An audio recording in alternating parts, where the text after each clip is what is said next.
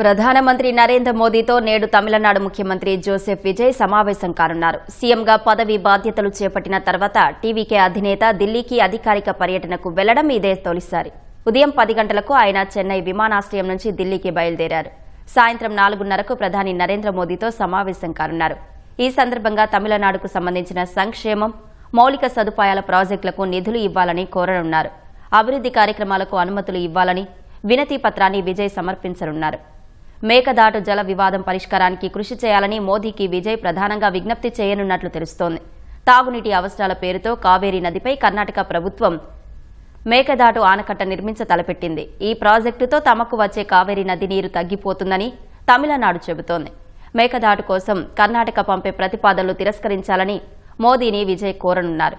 తమిళనాడులో కొనసాగుతున్న అభివృద్ధి ప్రాజెక్టులకు ఆర్థిక సహాయం అందించాలని కేంద్ర ఆర్థిక మంత్రి నిర్మలా సీతారామన్తోనూ సీఎం చర్చలు జరిపే అవకాశం ఉంది.